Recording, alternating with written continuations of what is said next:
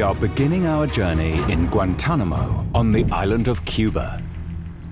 In 1903, the Americans lease a plot of land here from the Cuban government in order to build a military base. In 2002, the infamous internment camp is put into operation. The reason? The September the 11th terror attacks. Since 2002, mainly suspected Taliban and Al-Qaeda members are detained.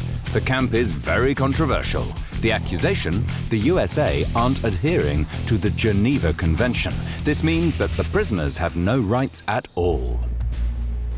Each of our steps, and of course what we film, is watched.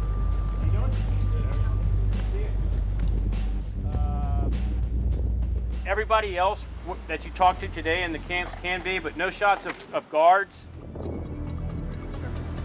Especially trained public relations officers lead us through the camp. First, we visit the library. We are not allowed to show the face of the soldier who runs it. The prisoners can choose from over 35,000 different books, DVDs and magazines in all kinds of different languages. They were all donated by humanitarian organizations. We take them to them on a weekly basis, and we'll take a couple hundred items, we'll box up, take over to them. And they're allowed to tell us, hey, I'd like to get this item this week, or we're looking for things that promote good order and discipline in the camps, have positive themes and values. Positive. This is how the soldiers want to present the camp to us. Time and time again, they emphasize how well the prisoners are treated here. We hope that we will be able to gather our own impressions about this. A bus takes us across the compound. We're not allowed to roam freely. The camp seems to be huge. During its peak times, 700 prisoners were locked up in the cells. We want to get an idea of the detention conditions ourselves. At the time of our filming, 79 people are imprisoned here. Most of them are in Camp 6. This is where the soldiers take us next. The filming restrictions become even stricter. Can we film during the drive? No. We'll tell you when you can start. Here we meet Colonel Stephen Gabovis for the first time. He is the commander of the prison camp. It's extremely important that the world gets to see what we do here and how our great soldiers, sailors, airmen, Marine, and Coast Guard do their mission on a daily basis to provide the safe, secure, humane, and legal treatment to our detainees. The majority of our detainees are here in Camp 6. Roughly 60% are here in Camp 6. Another approximately 20% are in Camp 5. That means there is another 20%, but they do not want to show us how these are housed. At least we are allowed to take a look around Camp 6. In an empty single cell, the soldiers present to us the items that the prisoners are allowed to have. These include clothing, blankets, headphones, cosmetics, the Quran, and writing utensils that are self-harm proof. But the cells are empty. In this part of the camp, no more prisoners are detained. Then the officers take us to another part of the prison. Everything is darkened. We may now only whisper. Behind mirrored glass, we now see prisoners for the first time. Trying to get in contact with them or even speaking to them is strictly prohibited. It is prayer time at the moment. The detainees don't know that we are watching them.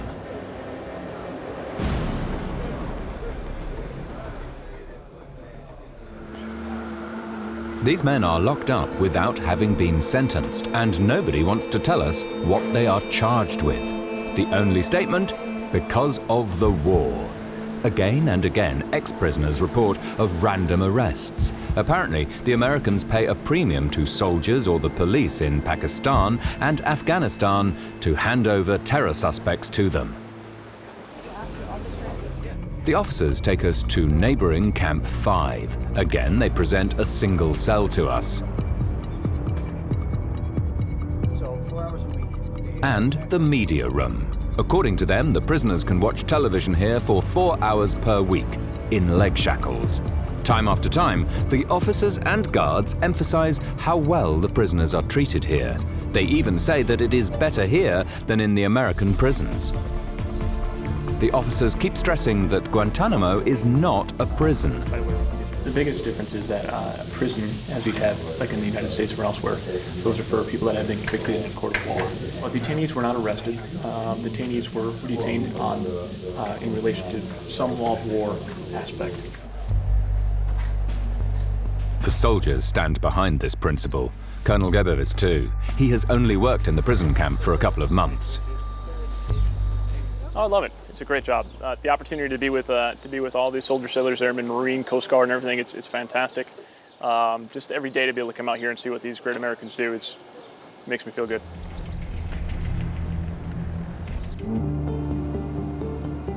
The day is coming to an end, but there is no chance of sleep anytime soon. Until midnight, we are sat in the Media Inspection Center.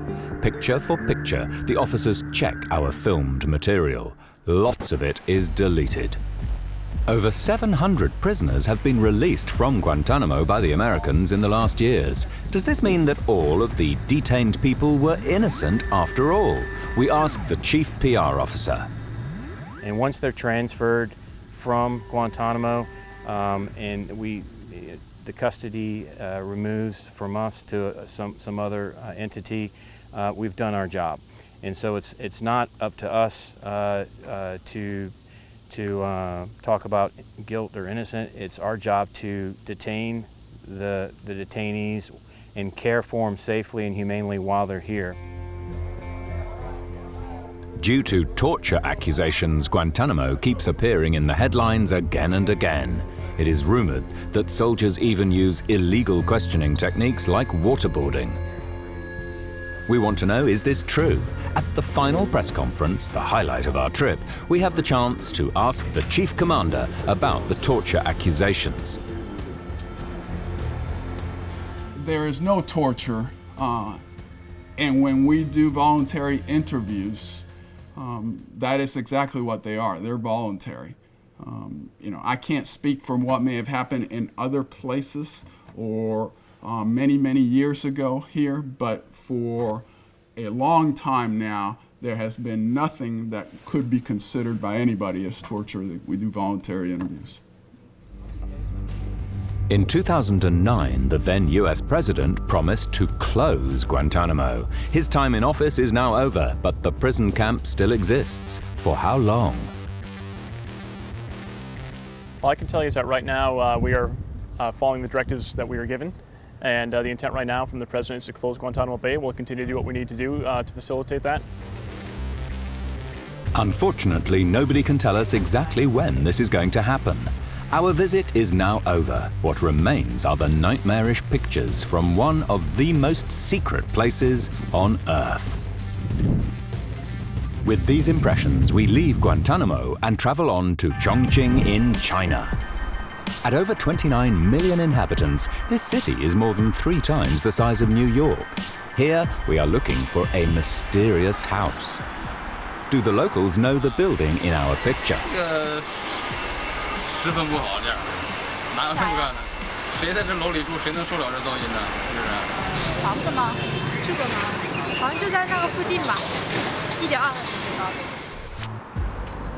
The metro in Chongqing carries 2.3 million passengers per day on its only 4 lines. And there it is. After the underground station New Qiaotou, the metro tracks lead right through a house with its own stop. The station, Liziba.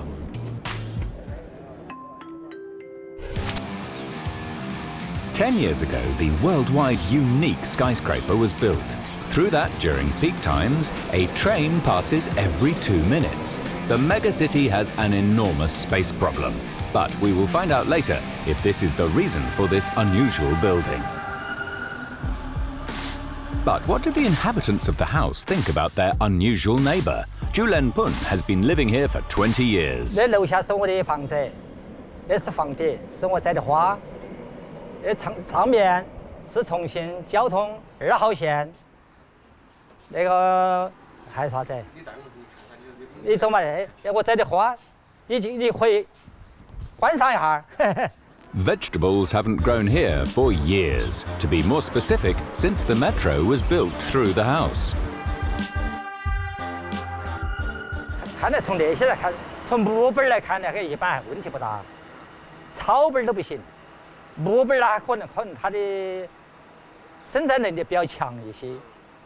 那些草本那些草花的这些不成气候，那些问题摘起来问题不大。 The last house that Julenpan and his wife lived in was torn down because the government wanted to build a motorway there, and they were made to resettle here. But is it possible to ever get any sleep with this noise?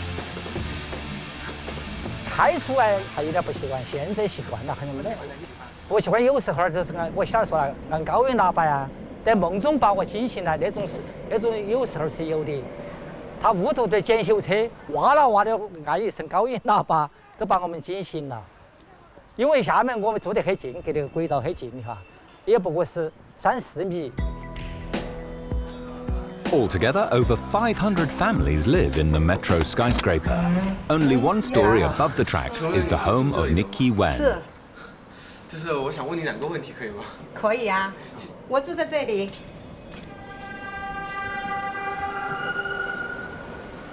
就是比如说呢？比如说。 晚上睡觉的时候，把窗户关起来，声音要小一点；窗户打开一下就太听得进了。比如有坏处，灰尘也大，也有很大的影响。晚上睡觉的时候，不关窗户就睡不着觉。 Surrounded by the river and mountains, the town planners thought it to be the best idea to build the tracks through the house. Yu Chun-fu is a former employee of the metro and was co-responsible for this bizarre building project. 我们当时造这个地铁的时候，就考虑到边上又是山，又是高铁，那么又是居民楼，所以说已经没地方去了。所以说我们造这个地铁的时候，只能是穿过这个居民楼。结果造好以后呢，我们发现这个。 地铁给居民带来的这个很大的影响，因为穿过去的时候，这个带来居民很大的噪音跟抖动。But living in the metro house also has its benefits. Thanks to the good connection, everything is only a stone's throw away. Julenpan loves the close vicinity to his metro. The underground stops right inside the house, and the government even pays the fares for them. 还是实地唯一的就学的，还是湖都关车站，知道吧？ 2 stops, less than 5 minutes ride away, he is already at the next biggest shopping centre, which fortunately is also right inside the underground station. 超市购物很方便，买米呀、买油那些，我们经常都在这地方来买菜那些。 Before the metro was built, the supermarket was a 45-minute walk away for Julen. Using line number 2, it now takes him less than 10 minutes.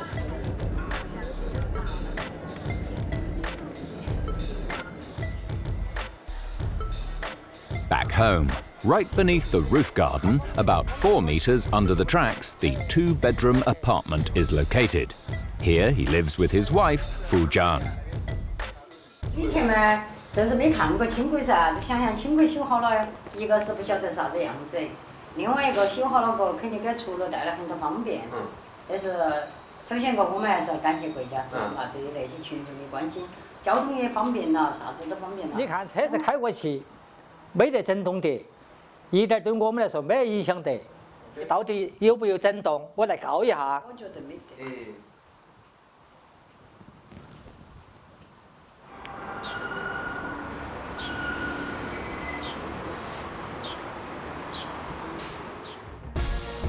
By the way, the rent in the metro house at $150 is 4 times cheaper than in the surrounding buildings.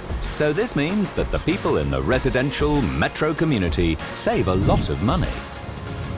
We leave the metro house in China and move on to Washington, D.C., the capital of the USA. This is what a superstar looks like, the biggest natural science museum in the world, the most visited in the USA. 7 million people come to see the over-dimensionally large, preserved anatomical specimens, the mysteriously shining minerals, and the star of the exhibition, the Hope Diamond. Today, we get to see what no visitor may, the huge archive that is full of secrets. We learn why this preserved scorpion is still deadly, what makes this unassuming piece of rock so valuable, and why the huge collection of birds of the museum can save lives. The museum is only a couple of 100 meters away from the White House, the center of power of the United States.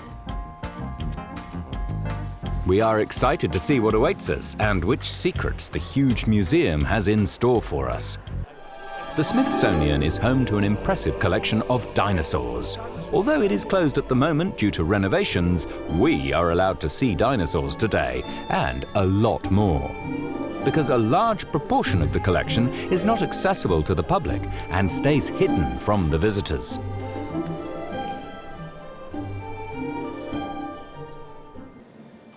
After passing numerous security doors, a huge labyrinth of halls and corridors, it's a good thing that our companion knows where he is going.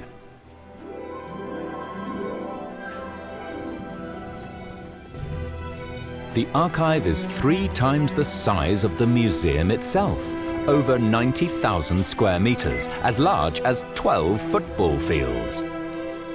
Then, we have arrived in the paleobiologic department. We are amazed at what is stored in the shelves here. The skull of a Triceratops. Next to it, bones of a T-Rex, a priceless find.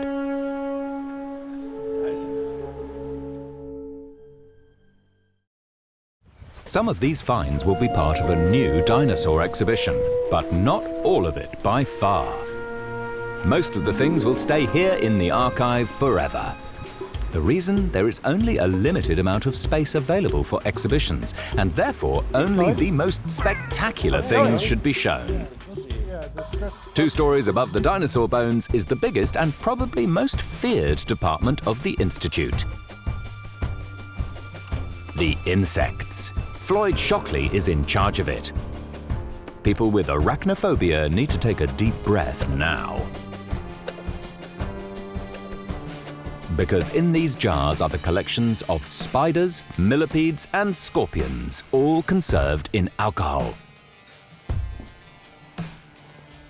Many of the specimens that are stored here are extremely poisonous, and this still after decades of being inside the museum drawers.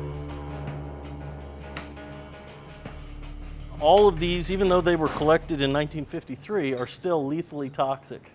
So you can't prick your finger when you're reaching into the vial because it's still lethal. So there is no anti-venom for scorpions. If you get stung by one of these, you die. That's it. You won't make it to the hospital. You probably won't make it out the door. Thankfully, most of the exhibits in Floyd's collection are less toxic. They are stored in 3 rooms full of ceiling-high cabinets. 35 million insects are preserved here inside 10,000 drawers. But why? Who needs all of them? It's important that we have many specimens of the same species and many different species, so it allows us to ask questions about things like global climate change, habitat fragmentation, human-mediated habitat destruction. And we can only answer those kind of questions if we have a lot of specimens collected at the same time from lots of different places. And so we build these kind of collections in order to serve as that reference for life on Earth. The collection remains hidden from the public. For scientists, on the other hand, it is of incredible value. With all specimens here, the place of origin is noted. This way, biologists can determine how a certain kind of butterfly, for example, is changing in a certain area over the years. This lets them draw conclusions from global developments, for example, how climate change is affecting the distribution of certain species. A bit further on, a new shipment is being examined.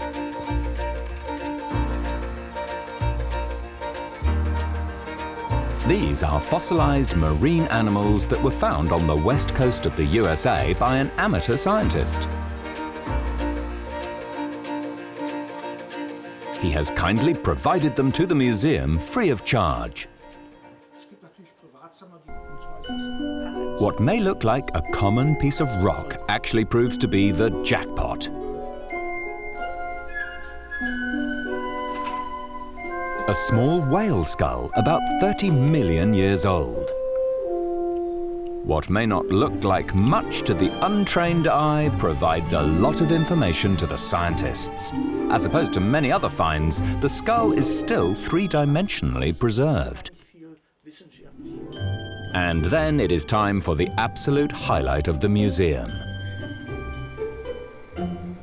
The department that the biggest natural history museum in the world is probably most famous for, the bird collection. It is not only huge, but here the employees do incredibly important detective work that saves human lives. Head of department Carla Dove is in charge of 640,000 stuffed birds. Almost all of the 11,000 species of bird in existence in the world are represented here. This is a very cool bird. This bird is called a quetzal, and it lives in Central America. So this one was collected in 1860. When these things are preserved properly, they will last hundreds of years. Carla's drawers are like history books. Even specimens that were collected by Charles Darwin himself are stored here. But in this department, it is about a lot more than just the administration of the collection. Every day, the so-called bird division receives 15 to 20 letters from all over the USA. From airports. Inside the envelopes, there are feathers. This is the specialty subject of Carla's employee, Jim. We receive bird strikes from all over the world. They contain samples from the remains from a bird-aircraft collision. People on the airfield will collect these bird strikes and send them in to us so that they have an identification. The so-called feather laboratory has existed since 1960. After the dramatic emergency landing of an aircraft on the Hudson River in 2009 in New York, the scientists identified the birds that got sucked up into the turbines. They were Canada geese. We will now be able to witness exactly how this works. Due to the markings and the structure of the feathers that have been sent in, he already has a suspicion: owls. But which one? There are 200 different kinds of them. The airport wants to know exactly which kind it is in order to decide if something needs to be done should there be incidents like this more regularly. After 15 minutes, Jim has the answer. We're right in the right size. Start to match up some of the barring.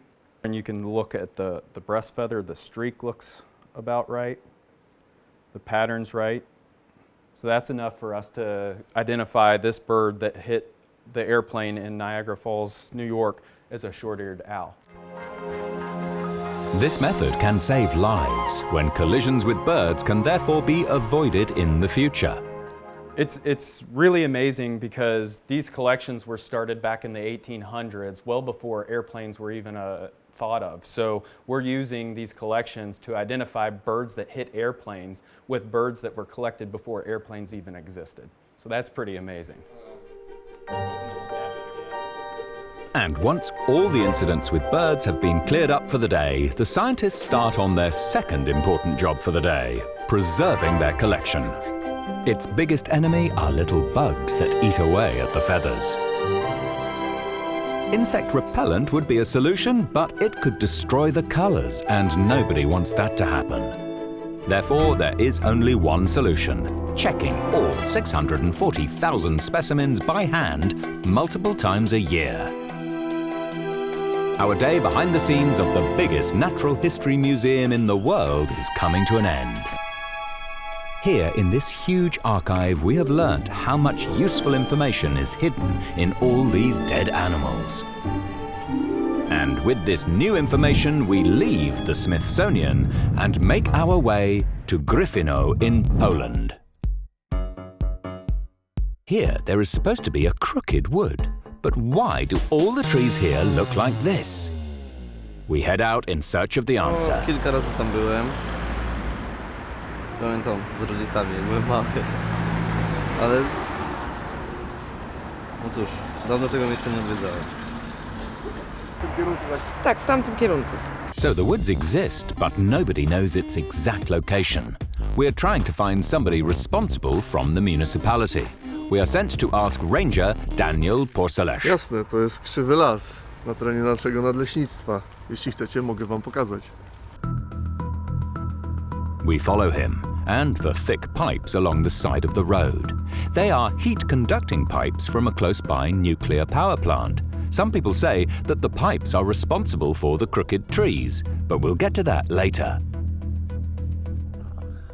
After about a 4-kilometre-long drive, Ranger Daniel stops his car in the middle of a forest without any crooked trees. We follow him on Jesteśmy na foot. miejscu, zobaczcie. And really, the slanting trees, the crooked forest as it is called. It looks just like in the pictures, mysterious, almost spooky. The woods could easily be the set for a fantasy movie. Jeszcze nigdy nie słyszałem o innym takim lesie, także wydaje mi się, że to jedyny na świecie, być może, w Polsce pewnie tak. But why is it this way? The about 12 meters high pine trees look like upside down question marks, and not only one of them. We count them and there are 94. How odd that there are so many. Sosna ma ponad 80 lat. W tym wieku sosny zaczynają zamierać i ten las także zamiera. And how did the trees develop? Tego nie wiemy na pewno. Tego nie wiadomo i nie mamy na to żadnych dowodów.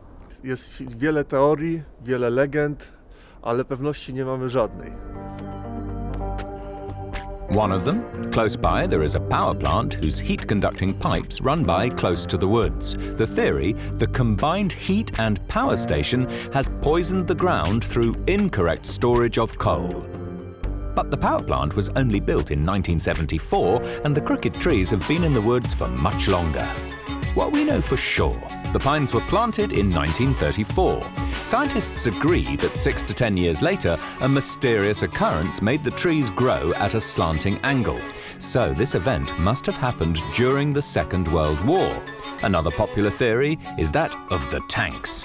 Tutaj wśród mieszkańców Gryfina i okolic jest to, że stacjonowały tu kiedyś w tym miejscu czołgi, łamiąc i wyginając rosnące tutaj sosny. Is this possible? Probably not, because if the tanks had come through here, there would be a big swathe of crooked trees and not a circular area that is enclosed by straight trees. By now, the mysterious forest has started to attract tourists, as in a few years the trees will have died because this kind of pines doesn't get any older than 100 years. People who want to see the trees need to hurry, just like Magdalena. No i ciekawe jest to, że las jest jaki jest i do końca dzisiaj nie wiadomo, o co w tym chodzi, dlaczego ten las jest krzywy. I to jest chyba najbardziej interesujące. We think so too. Ranger Daniel uses his local contacts and arranges a meeting with 2 scientists for us, a cultural scientist and a specialist from the Forestry Commission Office, who both have very different approaches to the issue. Ale rzeczywiście ona istnieje, no więc sadzonki, małe sadzonki, na które po prostu spada śnieg i one się przepięknie wykrzywiają, złamał i te drzewa stąd takie rosną do góry. The condition for this would be that the snow masses bent the trees for several months. And really, during the war, the area was hit by multiple prolonged periods of extreme cold with lots of snow. But would this not mean that the whole woods would then have been affected? Najbardziej prawdopodobną hipotezą jest celowe formowanie, czyli nacinanie drzew do celów użyteczności człowieka, na przykład do produkcji mebli. A technique like this was used back then. Young trees were cut in 2 places and tied down. This way, this shape came about. Years later, the trees were made into furniture or into sleds. but because of the war they were probably forgotten here and weren't cut down. This would be a possibility. But then we receive a call. A German professor is said to have a suspicion, so we drive to Germany. At the College for Sustainable Development in Eberswalde, we meet Professor Tobias Krämer. The tree and woodland scientist examines the mysterious phenomenon for us. Also erstmal muss man sagen, ist in der Tat ein äußerst ungewöhnlicher Wald, wie wir es in der Natur eigentlich nicht finden. Also dann spricht es für mich ganz klar, dass er von Menschenhand geformt wurde. Man-made, that would support the furniture theory, but this technique was only used until the 18th century, so 200 years before the trees were planted in Poland. It is these inconspicuous-looking holes that lead the scientist onto the right track. They prove that the trees were cut when they were still small. Ich bin sicher, die wurden irgendwann mal gekappt, die wurden geköpft. Beispielsweise, wenn wir uns so einen Baum anschauen, dann als Weihnachtsbaum genutzt, kann man sich gut vorstellen, der ist in dem Alter. The explanation? At the age of 6 to 10 years, the pine trees were cut back. Only the lowest branch remained. It then grew towards the sunlight and eventually became the thick main stem.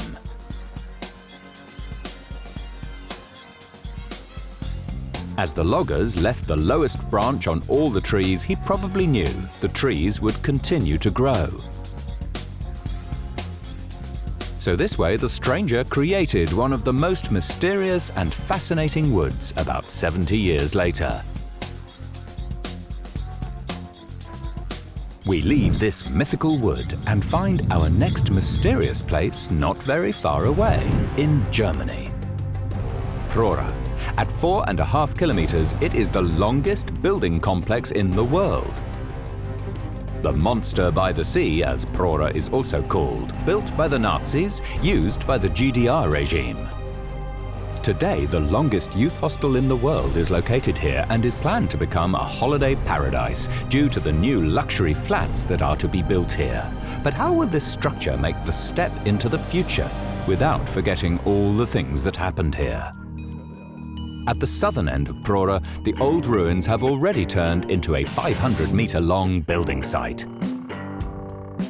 Architect Ulrich Stuker has taken on a mammoth project with Prora. His team has already removed 8,000 tons of debris from this tract alone. The mission? To turn the mystery place Prora into a luxury resort. Here, luxury roof terraces with a view of the sea will be built. Not an easy task, as Prora is a listed building. Es war nicht einfach, das durchzubekommen, aber jetzt haben wir die Genehmigung. Das wird nachher bestimmt das Highlight.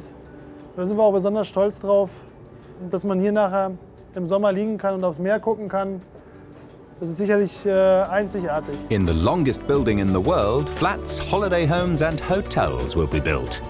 56 kilometers of sandy beaches attract 1.5 million holidaymakers and nature lovers every year. Back then, the Nazis built the so-called coastal resort of the 20,000. It is concrete proof of the megalomania of the National Socialist regime. Susanna Misgajski wants to commemorate it with her association, as behind the holiday resort was a perfidious plan. Das ist das Prinzip Zuckerbrot und Peitsche. Also ich gebe dir einen wunderschönen Urlaub und dafür bist du dann eben für unseren Staat, stehst du zur Verfügung und ziehst in den Krieg und machst halt alles, was dieser NS-Staat möchte. The individual was supposed to vanish in the masses in Prora.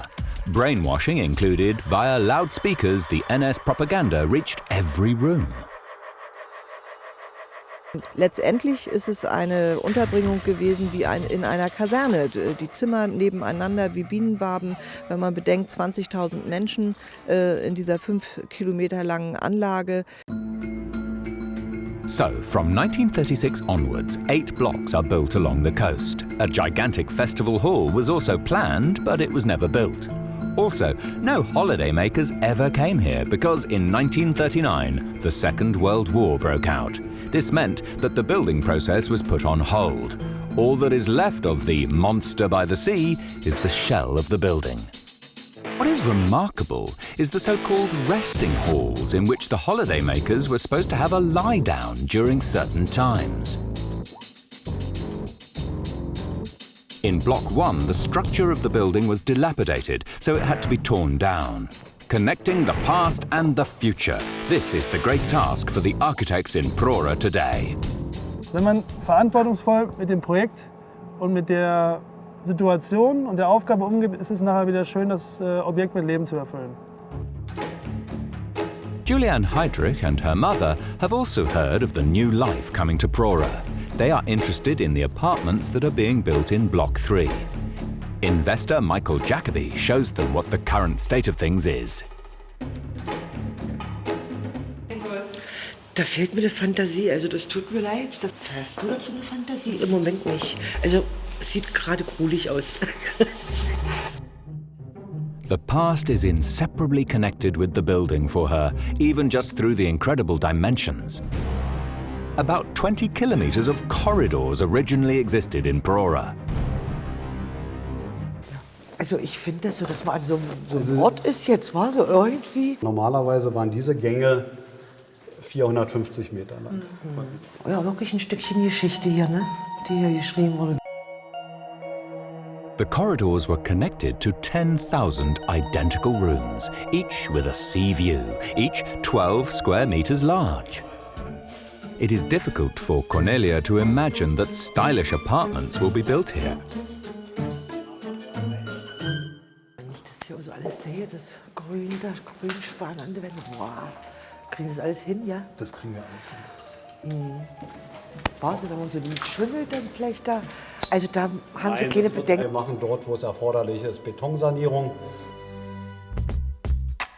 Showing the run-down part of the building first is part of Jacoby's plan. The surprise will be even bigger when he presents a finished apartment. Total schön, also kann ich nicht anders sagen. Also das ist jetzt wie so eine Zeitreise hier. Also das erinnert einen wirklich gar nicht mehr an das, was wir jetzt da drüben gesehen haben.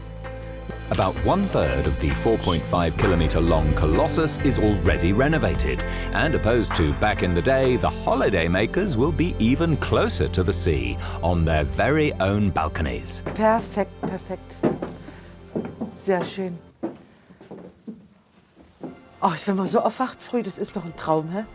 Ja, alles schön. And this view doesn't give Cornelia the impression at all that she is in the longest building complex in the world. But it is especially the size of the building that keeps attracting unwanted visitors. Therefore, Michael Jacoby regularly checks the ruins with his team.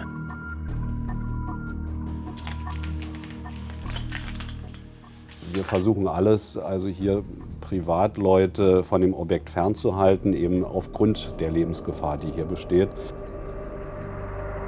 The problem? Especially the ramshackle buildings of Prora magically attract adventurers. And of course, the owners cannot secure the whole 30 football field large complex. Also wir haben hier auch schon Geocacher mit Kindern, mit ihren eigenen Kindern erlebt. Und das ist für uns in keinster Weise nachvollziehbar, wie die Leute ihre eigenen Kinder in solche Lebensgefahr hier bringen können. The roofs of the complex also become a risky playground. Wir reden ja hier über 5 Stockwerke, über 20 Meter. Wer 20 Meter runterfällt, das ist natürlich lebensgefährlich. After the end of the Nazi rule, the end had not come for Prora yet. During the time of the GDR, the National People's Army continued to use the building. Das Leben hier in Prora ist sicherlich durch den harten Drill geprägt, der hier stattgefunden hat. Und unter den Soldaten galt dieser Ort auch als berüchtigter Militärstandort. In 1989, Karel Bursel attended the military academy in Prora. Today, the 46-year-old is visiting the detention cells in the former entrance control building. Cells like these existed in every block. Das ist ein bisschen ein unheimliches Gefühl. Ne? So eng, schmal, kalt. Mir ist das Gott sei Dank nie passiert. Without a trial, soldiers were locked up here for up to 10 days. Prora became the biggest military facility in the GDR. Es war eben auch ein Ort, den man geheim halten konnte. Hier war nichts, hier war keine Infrastruktur. Auf den DDR-Karten war die Kaserne Prora nicht eingezeichnet. In 1991, the last tanks left Prora. The building goes over into the possession of the Federal Republic of Germany. Karel Bosel has bought 2 apartments here. They are located in the same block as the military school used to be.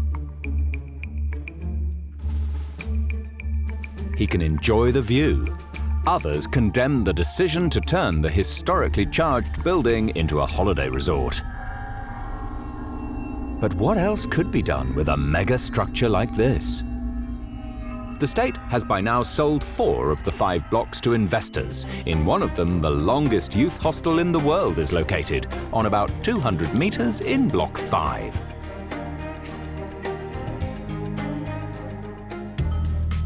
Dennis Brosseit has been the manager since it opened in 2011. Die besondere Herausforderung im Pora ist natürlich die Größe. Die Flure sind knapp 200 Meter lang auf 5 Etagen. Das heißt, wenn man die allein abläuft, um zu kontrollieren, was muss noch instand gehalten werden oder sonst irgendwas, da hat man schon seinen Kilometer auf der Uhr.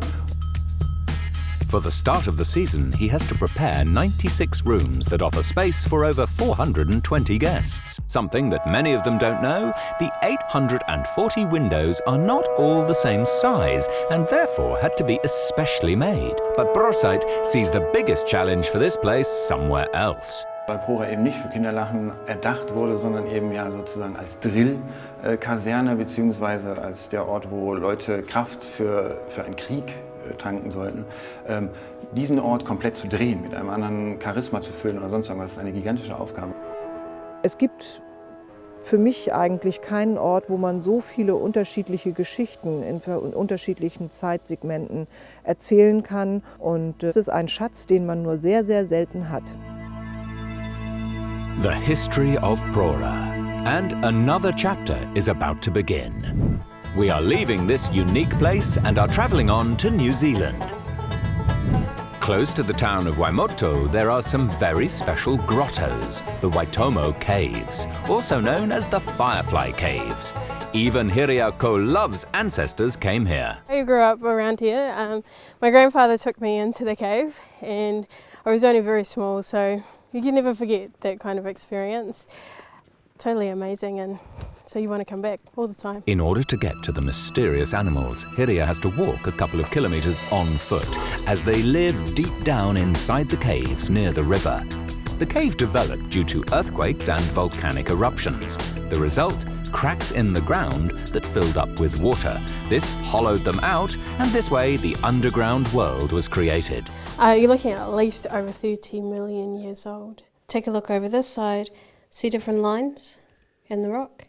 Each layer is around 10,000 years old. The cave remained undiscovered for a long time, but in 1887, Maori King Tane Tenerau, Hiria's great-great-great-grandfather, was convinced to explore the cave. So after returning many times, my great-great-grandfather and Fred Mace, they were totally blown away at how many glowworms, and you can see so many glowworms in the one spot. They knew that they had to completely explore the whole cave. But in reality, these aren't actually glowworms. They are Mycetophilidae larvae, and they don't fly. The worms live as larvae for about 6 to 12 months. In this state, they produce sticky threads that hang from the ceiling of the cave like pearl necklaces. Their goal? To catch as many insects in the threads as possible. When something gets caught, they are immediately pulled upwards and devoured. By the way, the more hungry the larvae are, the brighter they glow in order to lure in their prey. Then the larvae pupate like butterflies. Eventually they emerge as an adult glowworm, which it actually looks like this one here. And you can see that they kind of look like a mosquito. Unfortunately, in this stage, they do not have a mouth. This means that they cannot eat and therefore die. But the only aim of the insect is to reproduce and eat. They hang directly at the entrance of the cave, as here the most insects fly about. Every day, up to 2,000 visitors come here to admire the stars on the rocks of the Waitomo Caves.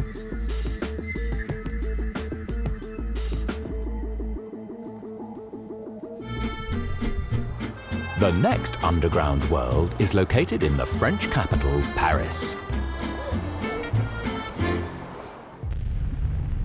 30 meters under the megacity, a completely different world still exists, the Catacombs.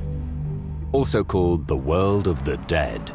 Over 6 million skulls and skeletons are stored here. D'Enferré-Rochereau Square, here the official entrance to the underworld is located. In the publicly accessible part, the world of the dead is true to its name. In the 18th century, Paris was haunted by the plague. The graveyards are overflowing. Therefore, the people of Paris store all the remains in the catacombs. In the closed-off area, there are often illegal parties, and in order to prevent these from taking place, there is a catacomb police. And this woman is the boss of the troupe, Sylvie Gautron. Alors on les ressort systématiquement et ils ont une contravention. Voilà. The catacombs originate from the 12th century when the population mined for limestone to build the city. After the graveyard had been put into place, the authorities closed the underworld due to the danger of the tunnels collapsing. Today, very different dangers are lurking here. Vraiment le plus grand qui nous inquiète le plus, ça serait une très grosse fête avec beaucoup de gens dans une salle. Quelque chose pourrait brûler, il y aurait un dégagement de monoxyde de carbone et ça leur poserait un souci pour respirer, quoi. Et donc on pourrait avoir des morts. The cataphiles, the catacomb lovers, often leave traces behind.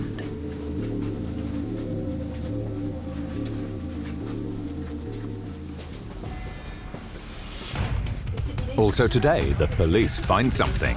Somebody must have been here a very short while ago. Even the candle is still burning. But the adventurers are gone. They noticed the police. Oui, voilà. Ah, la fête, c'est petit ici.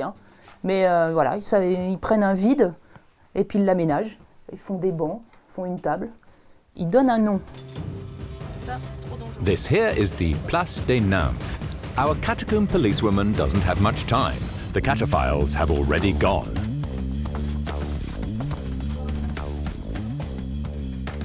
But then suddenly, a light.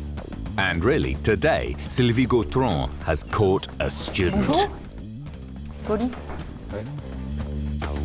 This happens a lot as the Parisian underworld keeps attracting more and more young people.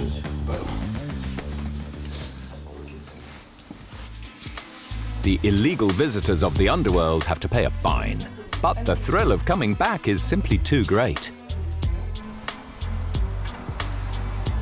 Madame Gautron is very sure about one thing. Il aime se balader en dessous, donc il reviendra. And over 1,000 kilometers away in Slovenia, we find the next underground world. Miran Prost offers mountain biking underground tours in Petzen. Some friends told me there's an underground biking in Slovenia. I couldn't believe it at all, but now we are here to try it.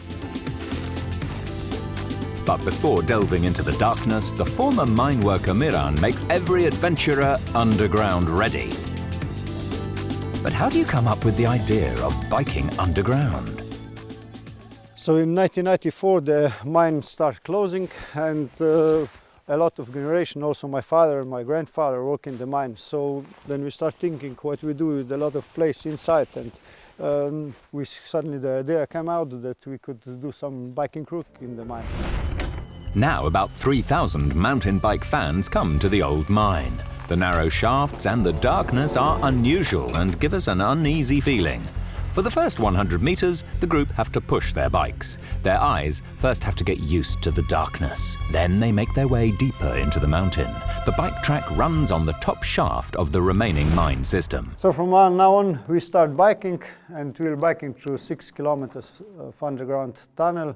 And we must stay in the group all the time, because inside we have more than 1,000 kilometers of empty places. The small amount of light limits the spatial awareness. Low ceilings and tight tunnels make riding difficult, even for the experienced bikers Anesh and Dixie.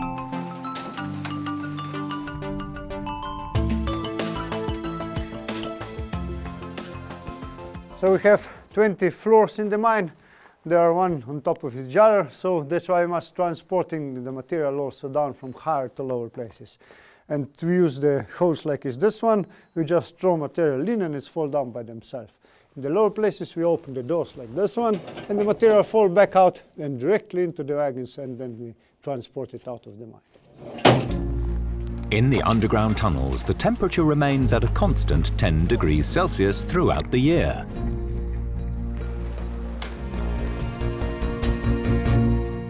After an hour of mine biking, it is time for the highlight of the tour.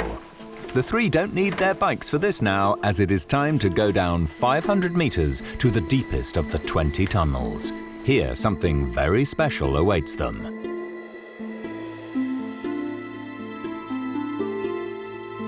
The rule is life jackets on, as now it's time to hit the water in these kayaks. The miners must pump it water out of the mine if they have to work here in dry places.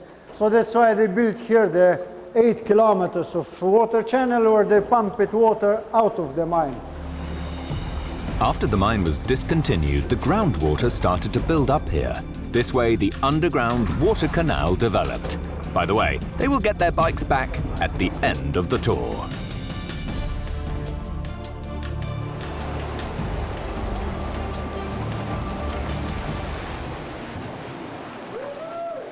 I couldn't imagine that on the mountains where we bike, under it, there are tunnels and labyrinths like this, where you can bike and kayak.